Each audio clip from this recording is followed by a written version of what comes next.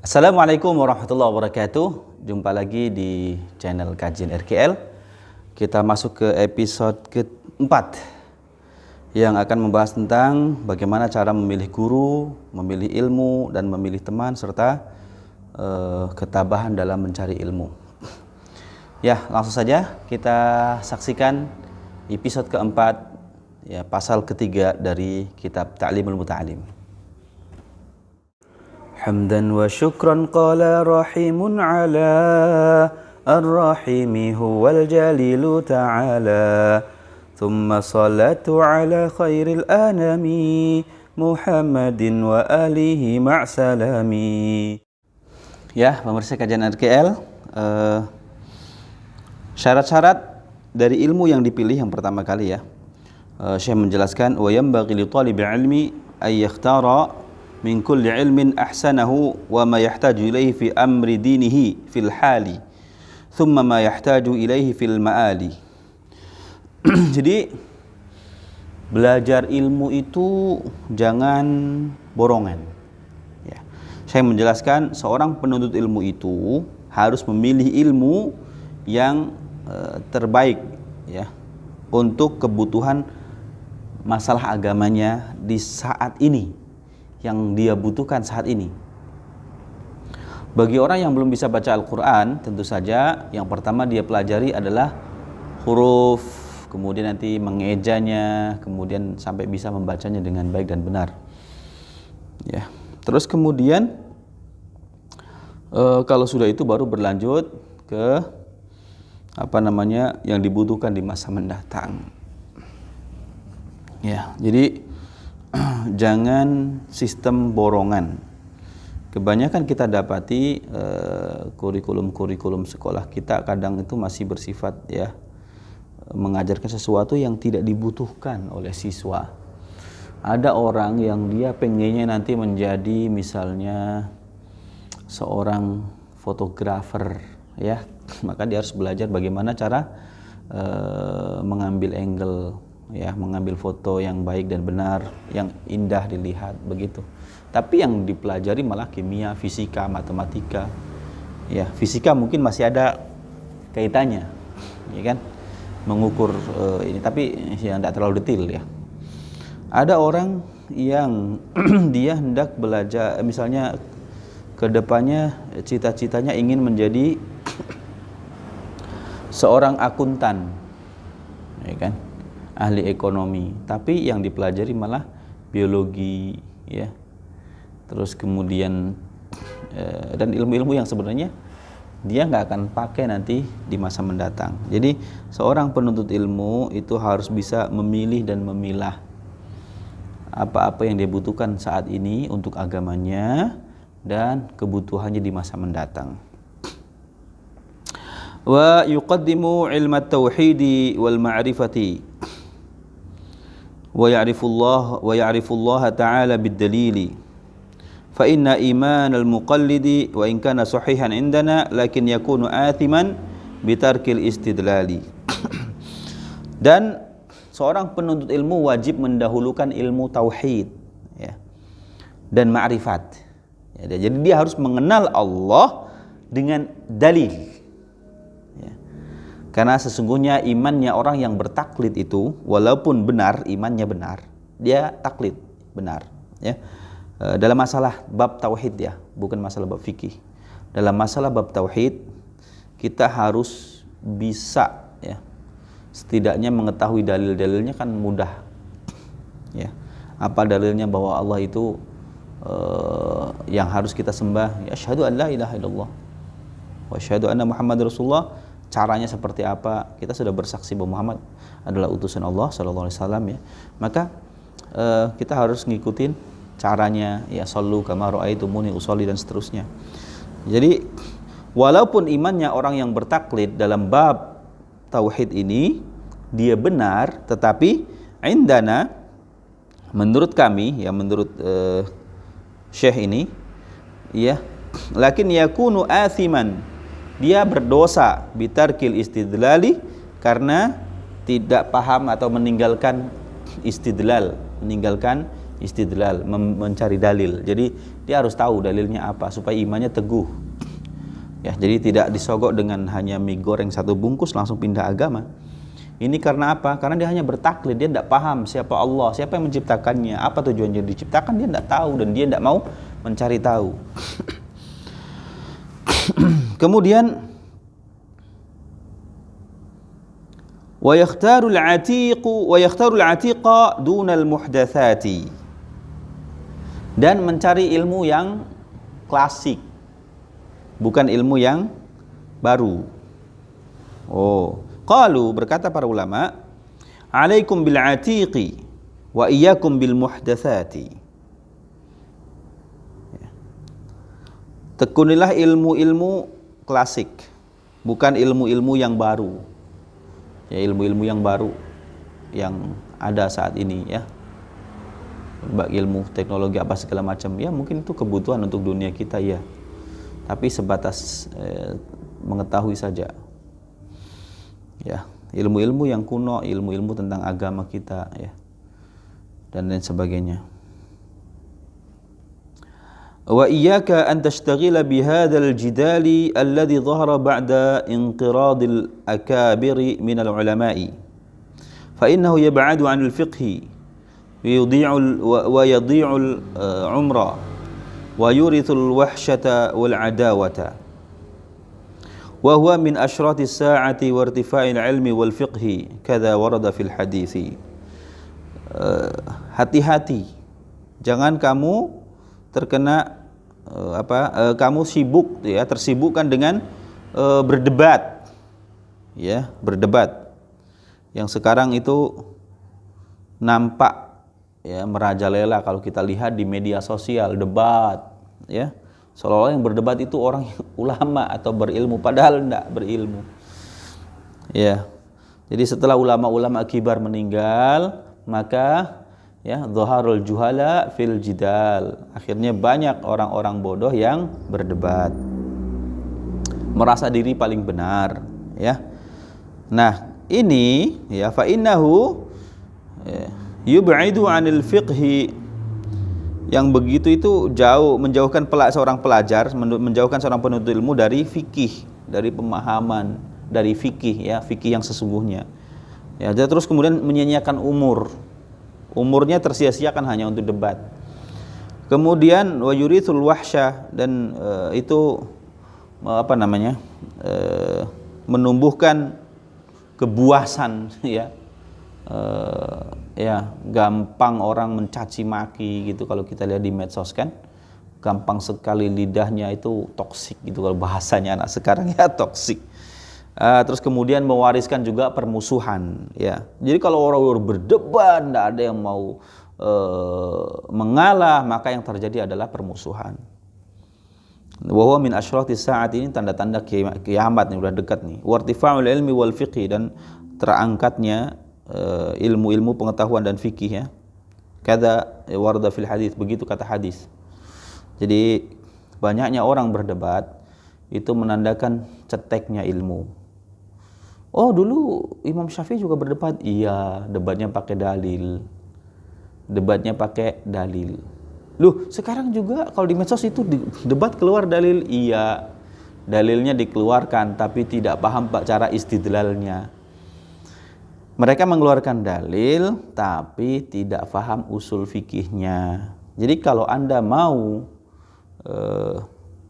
menggali sebuah hukum, Anda perlu ilmu alatnya. Kalau Anda tidak paham, ini hadisnya umum, tetapi ada yang membatasinya, ya, maka Anda akan terjerumus, ya, seperti itu. Kemudian seperti apa sih syarat dari guru yang harus dipilih, gitu, ya. Ammal ikhtiyarul ustadi, adapun memilih seorang ustad, fayambaghi ay yakhtara al-a'lama wal awra'a wal asanna, maka sebaiknya seorang penuntut ilmu itu memilih seorang guru yang lebih alim, terlihat kealimannya, wal awra'a, dan lebih wara', lihat apakah dia eh, terlalu cinta harta. Ya. Itu gurunya Imam Syafi'i yang muridnya Imam Hanafi, hartanya banyak. Harta banyak belum tentu membuat seseorang menjadi cinta harta. Bisa jadi orang yang tidak punya duit pun lebih cinta harta daripada ilmunya, sehingga dia banyak bicara tapi sedikit prakteknya. Ya, jadi wara' itu menjaga diri, menjaga kehormatan, muruahnya terjaga, ya. Terus kemudian wal asan, dan lebih berumur, artinya lebih tua lebih bagus, ya.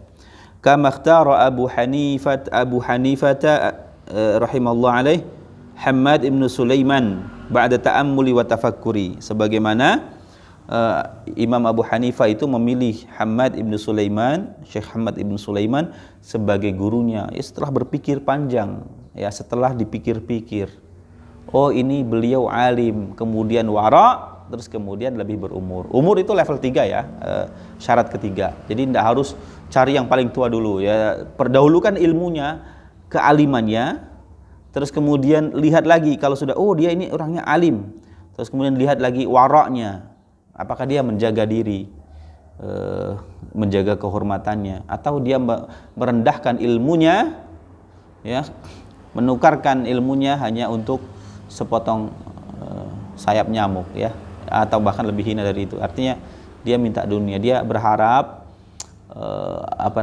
dengan ilmunya itu, ya, dia banyak mendapatkan keuntungan yang sifatnya duniawi. Terus kemudian, nah, kalau ini guru ini dia orangnya alim, terus kemudian dia juga wara', yang menjaga diri, dia tidak butuh, dia tidak menginginkan dunia atau harta dari jamaahnya, ya. Dia tidak menginginkan harta dari jamaahnya. Jadi kalau ada ustadz yang suka menodong jamaahnya, minta duit banyak dari jamaahnya, udah tinggalin. Dia itu alamat kewaraannya hancur, ya. Terus kemudian kalau sudah dia warok juga, maka kalau Anda menemukan dua orang yang sama, maka terakhir adalah dilihat mana yang paling tua, ya. Karena secara logika orang yang paling tua pengalamannya lebih banyak, prakteknya lebih tahu, lebih banyak, lebih paham, ya. Terus kemudian qala wajadtuhu syaikhan waquran haliman saburan fil umuri, wa qala thabata 'inda Hamad bin Sulaiman fanabattu, ya. Jadi kata Imam Abu Hanifah, saya menemukan beliau itu adalah seorang syekh, ya, yang budinya luhur, halim, ya, terus kemudian penyabar, ya, penyabar dalam setiap urusan. Maka beliau berkata, saya akan mengabdikan diri atau belajar, ya, di sisi Syekh Hammad ibn Sulaiman. Maka beliau pun semakin berkembang, gitu, ya. Kemudian musyawarah. Jadi kalau sudah dapat guru, kemudian seorang penuntut ilmu itu harus sering bermusyawarah. Musyawarah dengan siapa? Ya dengan temannya lah, dengan temannya, kalau bisa dan gurunya, ya, bermusyawarah. Jadi para pencari ilmu zaman dulu itu terbiasa.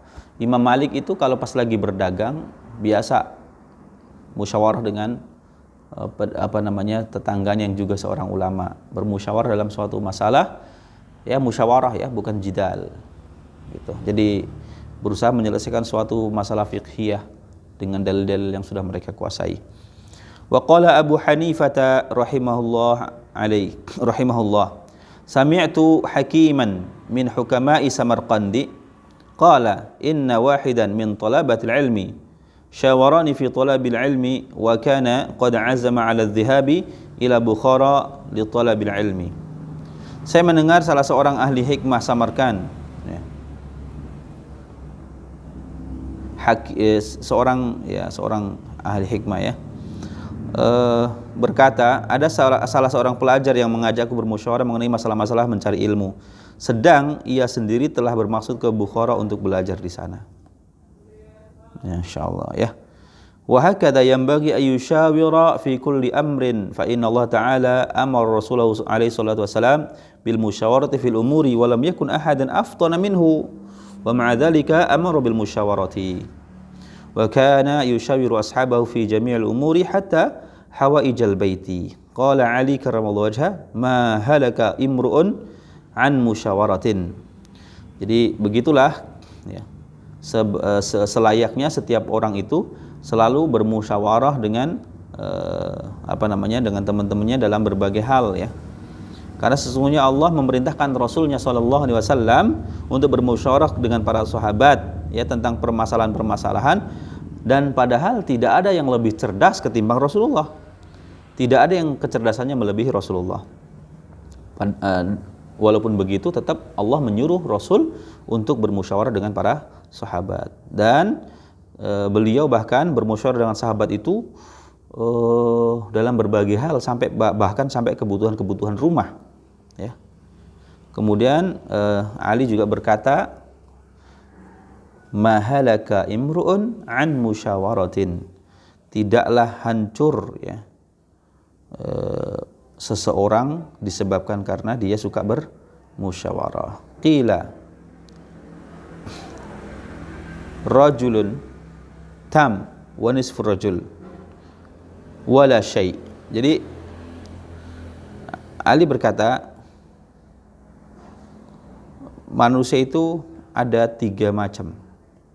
Ada rajul, nisfu rajul, terus kemudian la syai'. Ya, rajul, nisfu rajul, la syai'. Seorang laki-laki betulan, setengah laki-laki, dan bukan apa-apa. 3 jenis golongan orang. Ya. Farrajulu man lahu ra'yun shaibun wa yushawirul uqala. Nah, benar-benar disebut laki-laki itu kalau dia punya pendapat yang benar tapi dia mau bermusyawarah dengan orang-orang yang punya akal. Artinya orang-orang yang berilmu. Ya. Kemudian wa nisfu rajul man lahu ra'yun shaibun lakin la yushawir. Kalau setengah laki-laki itu dia punya pemikiran yang benar tapi dia tidak mau bermusyawarah. Au yushawiru walakin la ra'ya lahu, atau dia bermusyawarah tapi enggak punya pendapat, ikut-ikut aja ya. Nah, terus apa yang wala syai'? Wala syai' itu udah ya, berarti mengumpulkan kejelekan ya. Man la ra'ya lahu wala yushawir, enggak punya pendapat juga enggak ikut musyawarah. Ya, wa qala Ja'far as-Shadiq li Sufyan ats-Tsauri. Ja'far as-Shadiq berkata kepada Sufyan ats-Tsauri, "Syawir fi amrika alladziina yakhshawna Allah Ta'ala." Bermusyawarahlah dalam urusanmu dengan orang-orang yang takut kepada Allah, para ulama. Ya. Fa talabul ilmi min a'la al-umuri wa as'abiha, fa kanat al-musyawaratu fihi ahammu wa aujab. Menuntut ilmu itu adalah perkara yang paling tinggi dan paling sulit. Jadi, musyawarah dalam bab masalah mencari ilmu itu adalah yang paling penting dan paling wajib tentunya untuk dilaksanakan. Qala Al-Hakim rahmatullah alaih. Berkata Al-Hakim, "Idza dhahabta ila Bukhara fala ta'jal fil ikhtilafi ila al-a'immati." Nah, ini cara milih guru ya menurut Al-Hakim. Kalau kamu nanti pergi ke Bukhara, maka jangan cepat-cepat kamu langsung menetap di satu guru. Ya, langsung belajar di satu guru. Wamkuth syahraini hatta tata'ammal wa takhtara ustadzan. Diam kamu 2 bulan di Bukhara, diam aja, lihat-lihat dulu, ya. Pikir-pikir dulu sebelum kamu memilih ustadz, ya, memilih seorang guru. Fa innaka idza dhahabta ila 'alimin wa bada'ta bisabqi 'indahu farubbama la yu'jibuka darsuhu fatatrakahu fatadhhaba ila akhar fala yubarik laka fit ta'allum. Ya, bisa jadi kalau kamu langsung cepat-cepat duduk di depan seorang ustadz, kemudian mengaji di depannya, terus kemudian kamu tidak merasa puas dengan pengajarannya, terus kemudian kamu pindah ke guru lain, fala yubarik laka fit ta'allumi, maka tidak ada keberkahan dalam belajarmu. Gonta-ganti guru itu menyebabkan ilmu kita tidak berkah. Ya. Nah, sekarang di dunia modern ini kita banyak sekali dibukakan oleh Allah pintu-pintu belajar. Bisa melalui online banyak sekali, ya. Nah, ada orang-orang yang belajarnya itu sampai banyak dan tidak bisa ngikuti semuanya. Ya, tidak bisa mengikuti semuanya. Padahal seorang guru membuka kajian online itu berharap bahwa yang gabung itu bisa ngikutin sampai akhir. Ya. Jadi kalau ada kajian, kajian bagus, takjub, kemudian ikut, daftar, terus kemudian tidak ngikutin kajiannya. Nah, ini menyebabkan guru tidak ridho. Ya. Tentu menyakiti hati seorang guru, dan ini menjadikan ilmu yang kita pelajari menjadi tidak berkah. Fata'ammal fi syahraini fi ikhtiyaril ustadzi. Mikir dulu 2 bulan untuk milih guru, mikir dulu. Wa syawir hatta la tahtaju ila tarkihi.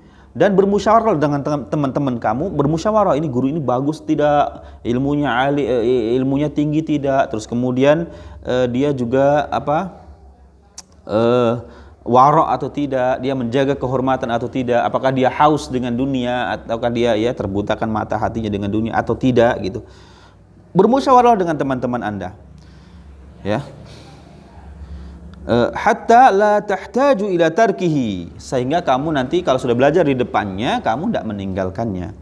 Wal i'radu anhu, dan berpaling darinya. Fatathbutu 'indahu hatta yakuna ta'allumuka mubarakan wa tantafi' bi'ilmika katsiran, sehingga kamu nanti benar-benar belajarmu itu berkah dan juga kamu bisa mendapatkan ilmu yang banyak, dan kamu nanti dan banyak kemanfaatan ilmu yang kamu peroleh gitu ya. Ya. Jadi seperti itu cara menuntut ilmu, mencari guru orang-orang dahulu. Jadi tidak gampang-gampang hanya melihat satu kali takjub kemudian langsung daftar, kemudian langsung habis itu bosan dan tidak diikuti lagi. Wala'iyadzubillah, menjadikan pembelajaran Anda tidak berkah.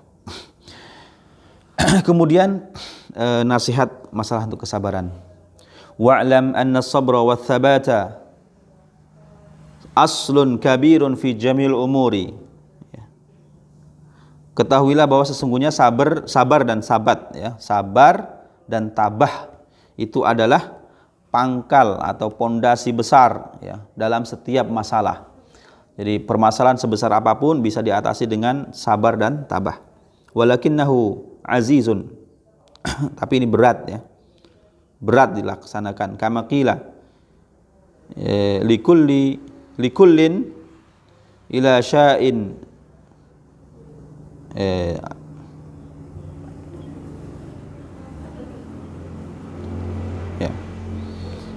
sebuah syair likullin ila sya'il ula harakatu walakin azizun fir rijali thabatu.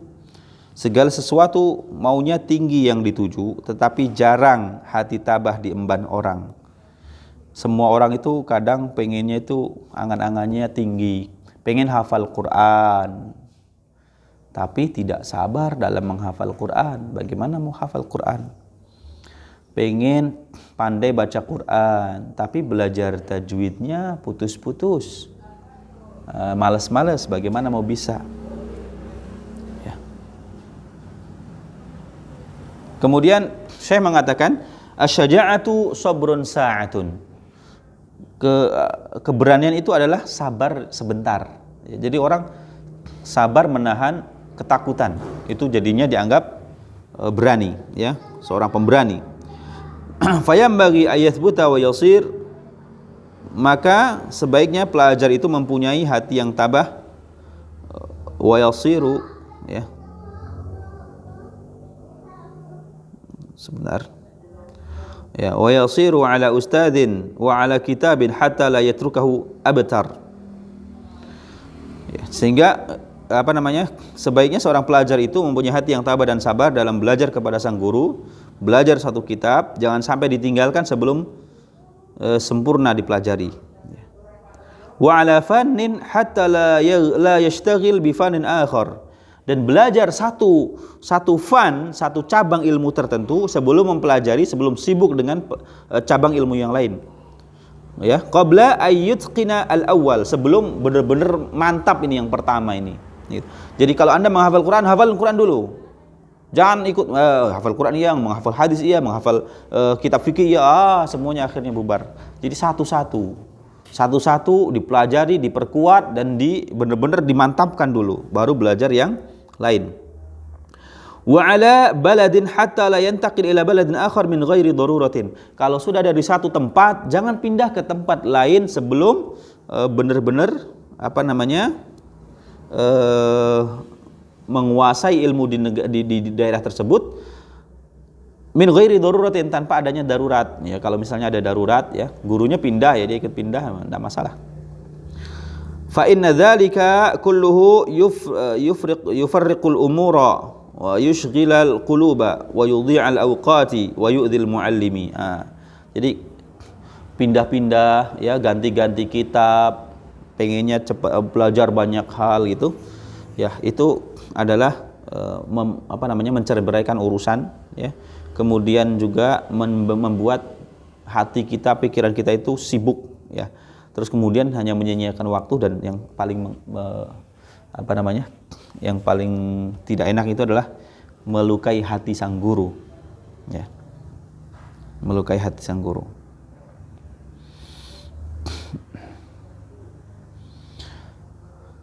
Ya.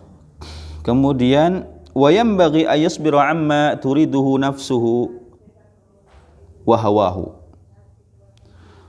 Dan seorang penuntut ilmu itu sudah selayaknya untuk sabar menahan hal-hal yang diinginkan hawa nafsunya.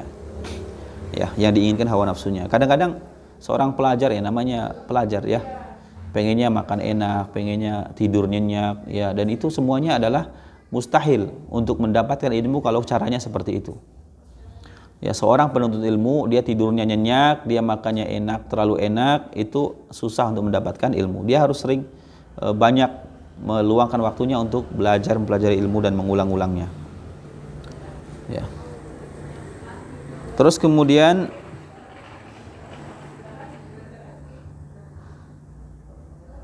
wa yasbiru 'alal mihani wal balayat, dan sabar dalam menerima ujian dan bala, bencana, ya. Kemudian walaqad ansyadtu wa qila innahu li Ali bin Abi Thalib, ya, radhiyallahu an, syi'ran.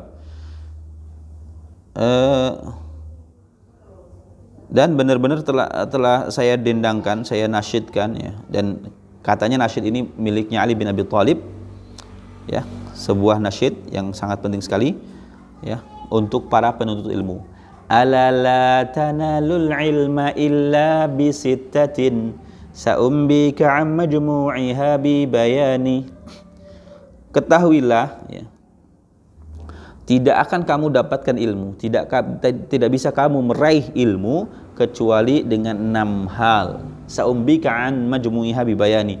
Akan saya kabarkan, saya kasih tahu kamu, ya, kumpulannya dengan jelas, ya. Yang pertama apa? Zaka'un wa hirsun wastibarun wa bulghatun. Boleh dibaca zaka'in, ya. Wa irsyadu ustadzin wa tuli zamani. Zaka'un, yang pertama cerdas, ya. Kalau Anda bodoh, maka ya susah dapat ilmu, ya, susah. Bisa, tapi butuh waktu yang lebih lama. Wa hirsun, dan sungguh-sungguh itu. Jadi orang yang kurang akalnya, ya. Nah, kurang akalnya, kalau idiot itu susah cari ilmu, ya. Maksudnya orang yang standar itu masuk zaka, ya. Hirsun, yang jelas dia harus punya semangat, ya, semangat. Wastibarun, dan sabar. Kadang-kadang dimarahi sama guru karena keliru, ya, ditegur, dipukul, itu harus sabar, ya. Terus kemudian makanan tidak enak, terus kemudian tidur juga hanya sedikit waktunya, itu harus sabar. Ya. Seperti itulah ya kehinaan dalam menuntut ilmu. Kemudian wa bulghatun, dan ada bekal ya. Nah, ini masalah bekal ini juga lucu sekali. Saya sering singgung ya. Untuk uang saku anak-anak ya, orang tua mau menggelontorkan duit 20.000. Berarti satu bulannya kalau di total 600.000. Kalau 20.000 kali 30 600.000. Sementara kalau untuk bayar iuran mengaji hanya 60.000. Artinya per harinya 2.000. Bagaimana anak kita bisa cerdas kalau otaknya sama perutnya itu perut 10 kali lipat lebih diutamakan ketimbang isi kepala. Ya. Itu. Jadi bekal untuk mencari ilmu harusnya lebih banyak. Ya, nah bekal untuk mencari ilmu untuk apa? Untuk nanti untuk beli kitab, ya, untuk bayar iuran kepada guru, dan sisanya nanti baru untuk kebutuhan hari-hari. Ya. Kemudian wa irsyadu ustadzin, dan petunjuk guru. Harus punya guru. Apalagi Quran, hadis, nggak boleh otodidak. Karena kalau otodidak nggak punya sanad. Ya. Orang yang belajarnya otodidak pasti salah. Ya, orang yang otodidak pasti salah. Nah, makanya harus dengan guru, ya, dituntun oleh guru. Kemudian watuli zamani, dan butuh waktu yang lama. Jadi tidak ada yang instan. Menghafal Quran 30 hari selesai. Boleh enggak? Ya, kalau saya pribadi mengatakan tidak boleh. Itu hanya menyia-nyiakan waktu, ya. Otak kita tidak sanggup, kecuali kalau Anda memiliki otak seperti Imam Syafi'i, boleh. Atau Ibnu Khaldun yang menghafal Quran hanya 1 malam, boleh. Tetapi otak-otak yang standar kayak saya membutuhkan waktu setidaknya 2-3 tahun untuk menghafal Quran. Ya, jadi menghafal itu tidak harus diforsir, pelan-pelan. Pelan-pelan, tetapi yang penting harus sering diulang-ulang. Demikian pemirsa kajian RKL. Untuk pasal ketiga ini saya jadikan 2 part karena terlalu panjang. Insya Allah kita akan bertemu di part 2 ya, episode kelima kajian RKL. Terima kasih atas kunjungannya ke channel kami. Subhanakallahumma bihamdik, asyhadu an la ilaha illa anta, astaghfiruka wa atubu ilaik. Assalamualaikum warahmatullahi wabarakatuh.